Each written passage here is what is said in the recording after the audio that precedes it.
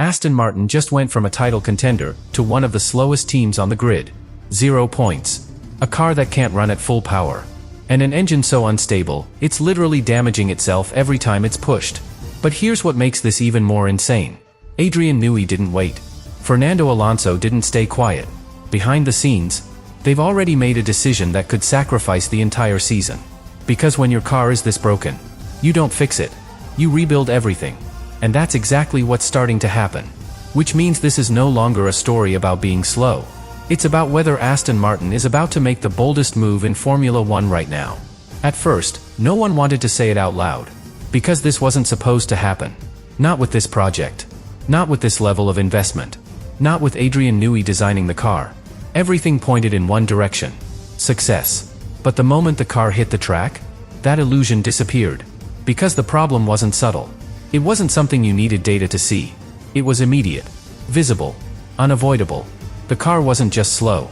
It was unstable. Unpredictable. Almost impossible to push. And that's the kind of problem that scares teams. Because speed can be found. But instability means something deeper is wrong. And that's exactly what Newey realized. Very early. Because while everyone else was still asking how much performance they were missing, he was asking a different question. Why can't this car behave normally? And that question is what changed everything. Because once you stop chasing lap time and start questioning the foundation, you're no longer developing. You're investigating. And what they found was worse than expected. Because the issue wasn't isolated. It wasn't just the engine. It wasn't just the chassis. It was both. Working against each other. The engine producing vibrations. The chassis amplifying them. Creating a loop that made the entire car unstable. And that's the moment where the panic could have started. But it didn't. Because this is where Newey operates differently. He doesn't react emotionally. He calculates. Because once you understand that the problem is structural, you also understand something else. There is no quick fix. No upgrade that solves it. No setup change that hides it. And that forces the first real decision. Do you keep pushing a concept that cannot work? Or do you stop and rethink everything? And while that decision is being made on one side of the garage, on the other side, Alonso is feeling it. Every lap, every corner, every vibration through the steering wheel. Because drivers don't need reports to understand a car. They feel the limits instantly. And Alonso knew. This wasn't a car you could fight with. This was a car you had to manage. And that's the worst position any driver can be in. Because instead of extracting performance, you're protecting the car. Lifting earlier. Avoiding risks. Driving below the limit. And that changes everything. Because once a driver stops trusting the car, performance disappears completely.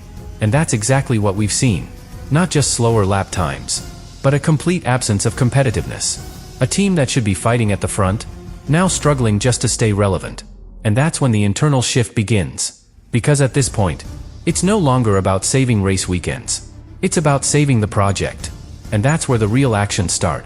Not visible, not public, but critical. Because this is where Newey and Alonso begin to align. Not just on what's wrong, but on what needs to change. And once that alignment happens, everything moves faster. Decisions become clearer. Directions become sharper. And the focus shifts. Away from short-term fixes. Toward long-term solutions. Because they both understand something most people don't. You can't build a winning car on a broken foundation. And right now, that foundation is exactly what they're preparing to rebuild. And this is where the situation turns from a problem into a strategy. Because once Newey and Alonso agree on one thing, that the foundation is broken, everything else becomes clear. You stop asking how to be faster next weekend. And you start asking, what are we willing to sacrifice? Because fixing this car properly doesn't mean small changes. It means time. It means redesign. It means stepping back. And in Formula One, that's the hardest decision to make. Because every race you don't fight is a race your rivals use to get stronger. Ferrari keeps evolving. Red Bull keeps refining. Mercedes keeps building on a car that already has a clear advantage in power and efficiency. And Aston Martin is standing still. Or at least, that's what it looks like from the outside. But inside the team, something very different is happening. Because this is where Newey shifts the entire direction. Not publicly, not dramatically, but fundamentally. Because instead of trying to extract performance from a broken system, he starts isolating it. Separating variables. Understanding exactly where the failure comes from. Engine, mounting, chassis behavior. every interaction being analyzed, every detail being questioned. And that process is not about this car. It's about the next one. Because once you accept that the current concept has limits, you stop investing in it. You learn from it. And that's exactly what they're doing. Using every race, every lap, every failure, as data. Because this car, even in its current state, is still teaching them something. Where the resonance peaks, when the battery starts to fail, how the vibration travels through the structure. Information no simulator could ever replicate. And that's where Alonso becomes critical again. Because while engineers see numbers, he feels behavior. He identifies patterns, subtle changes, moments where the car almost works, and moments where it completely breaks. And that feedback is shaping the next direction. Not just technically, but conceptually. Because now, they're not designing around performance. They're designing around stability, control, predictability. The exact things this car doesn't have. But here's where the pressure builds even more. Because while all of this is happening, they still have to race. They still have to show up every weekend. Still have to compete with a car they know is limited. And that creates a split reality. On track, they are defending, surviving, managing. But off track, they are building something new. Quietly, carefully, deliberately. And that's a dangerous place to be. Because if the rebuild works, everything changes. This entire phase becomes a necessary sacrifice. A step back to take a much bigger step forward. But if it doesn't, if the next concept also struggles, then this moment becomes something else. The beginning of a long decline.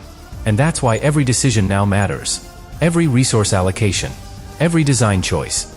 Every compromise. Because they're not just trying to fix a car. They're trying to reset an entire project. And that's where the real tension lies. Not in the results we see today, but in what those results are building toward. Because right now, Aston Martin is no longer chasing the grid. They're chasing an idea. A version of the car that actually works. And until that version exists, everything else is just survival. And now, everything leads to the point where the consequences become real. Because up to this moment, this has been controlled, calculated, a decision made quietly. But there's a limit to how long you can hide it. Because eventually, the results start telling the story. And that's where Aston Martin is arriving. Because when a team like this, with this level of investment, with Newey, with Alonso, starts finishing outside the points consistently, people start asking questions. Not small ones. Big ones. What's going wrong? Why aren't they improving? Why does the gap keep growing? And that pressure? It doesn't stay outside. It gets in. Into the garage. Into the engineers' meetings. Into the decisions. Because now, it's not just about building for the future. It's about justifying the present. And that's where things become uncomfortable. Because the truth is, they know why they're slow. They know what the problem is. They know it can't be fixed quickly. But they can't say that openly. Not yet. Because admitting that means admitting something much bigger. That this season is no longer the priority. And in Formula One, that's almost impossible to say. Because sponsors expect visibility. Fans expect progress. Drivers expect competition. And when those expectations don't match reality, tension builds. Slowly, but constantly. And that's where Alonso's role becomes even more critical. Because he's not just part of the solution. He's also part of the pressure. A driver who still believes he can compete at the highest level. A driver who doesn't have time to wait. And yet, right now, he has to. Because the car won't allow anything else. Which creates a fragile balance. Support the long-term vision. Or demand short-term performance. And that balance can break. But here's the key difference. Alonso understands. He sees the bigger picture. He knows what Newey is trying to build. And that alignment is what's holding everything together. Because without it, this project collapses much faster. But even with that alignment, time is still the biggest enemy. Because every race that passes is another race lost. Another opportunity missed. Another step further from relevance. And the grid doesn't slow down. It never does. Which means the gap they need to recover later is growing right now. And that's the risk of this entire strategy. Because when you choose to rebuild, you're betting on one thing. That the future will be worth more than everything you lose in the present. And that's a dangerous bet. Because in Formula One, there are no guarantees. Only consequences. So now, everything depends on what comes next. Not next weekend. Not even next month. But the next version of this car. The next engine. The next attempt to get it right. Because that's where this story will be decided. Not by how slow they are today, but by whether all of this, all the struggle, all the sacrifice, all the decisions being made right now, actually lead to something better. Because if they do, then this moment becomes the beginning of a comeback. But if they don't, then this isn't just a bad season. It's the moment Aston Martin aimed for the top and missed completely. And this is where everything finally connects. Because at some point, every rebuild reaches a moment where there's no more hiding, no more patience, no more waiting for the future, only results. And Aston Martin is getting closer to that moment with every race. Because eventually, the next version arrives. The redesigned concept. The new approach shaped by everything they've learned. And when it does, there are only two possible outcomes. It works, or it doesn't. If it works, then everything we've seen makes sense. The sacrifices, the poor results, the decision to step back instead of forcing performance. All of it becomes part of a bigger plan. A plan that allowed them to fix the foundation before chasing speed. And in that scenario, Aston Martin doesn't just recover. They jump forward. Because a car built on stability, on correct integration between engine and chassis, on lessons learned the hard way, is a dangerous car. A car that doesn't just compete, but challenges. But if it doesn't work, then everything flips. Because then, all those lost races, all that sacrificed development, all that time spent away from real competition, becomes a weight, a gap too big to close, a mistake that defines the project. And that's why this moment is so critical. Because this is no longer about being slow. It's about being right. Because Newey has made this kind of call before. Walking away from limitations. Redefining concepts. Building dominance from scratch. But never under pressure like this. Never with a project already under scrutiny. Never with expectations this high. And never with so little margin for error. Because now, every decision is amplified. Every delay matters. Every design choice carries consequences. And that brings everything back to one final truth. This was never just about an engine problem. Or a slow car. It was about a system that didn't work. A concept that failed at its core. And the courage to admit it early, before it destroyed everything. Because most teams in this situation, they keep pushing. They try to fix what can't be fixed. They lose time. They lose direction. And by the time they realize it, it's too late. But Aston Martin chose differently. They stopped. They analyzed. They reset. And now, they're betting everything on getting the next step right. So in the end, the real story isn't how slow they are today. It's what that slowness is building.